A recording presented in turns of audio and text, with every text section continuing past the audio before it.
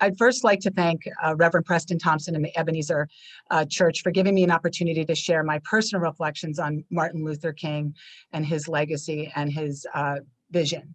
And when Pastor Thompson first asked me, this was before the insurrection on January 6th, and I really thought about whether or not my comments would change as a result of that. And the truth is, at the core of it, the answer is no. But the urgency is now, to use a quote or a phrase from Martin Luther King. And one of the things that I've been really hearing from so many lawmakers, particularly white leaders, is that this is not America. But the truth is, it is America, and that this soil was stolen and robbed from indigenous Americans and built and sustained on the backs of Black people in this country. Until we recognize that truth, we will never be able to realize Martin Luther's dream of racial and social justice.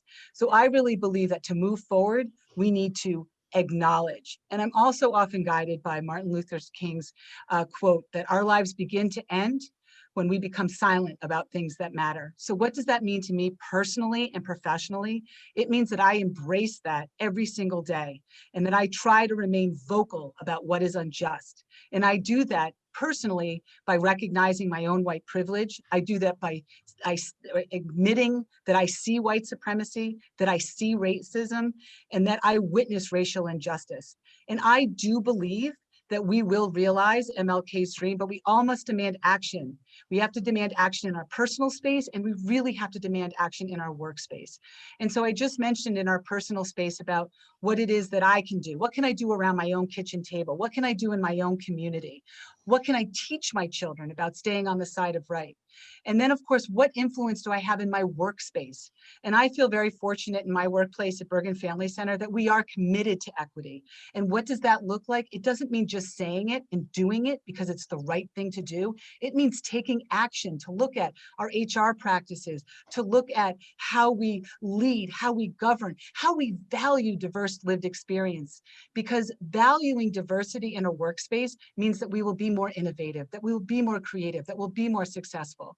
So the richness of diversity is what will help fuel success in our workspace. So I am committed both in my personal and professional space. I do just want to say that I am hopeful.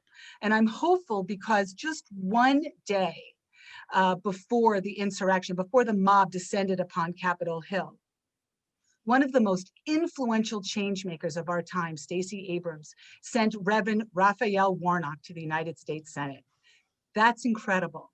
And what's incredible about it is that Stacey Abrams had been fighting voter suppression for so many years, and she was successful at sending the first African-American from a southern state to the United States Senate. That is why I am hopeful. I am hopeful that we will overcome all of this. But I also know that we have a tremendous amount of work ahead of us, and it requires white leadership in all sectors of society to name white supremacy and to take decisive action against pervasive racist systems. So I would like to just end with one quote from Martin Luther King, because so many quotes that I have read talk about love. And he wrote, "In some not too distant tomorrow, the radiant stars of love and brotherhood will shine over our great nation with all of their scintillating beauty." So with that, I commit myself to continue to help fight and undo racism.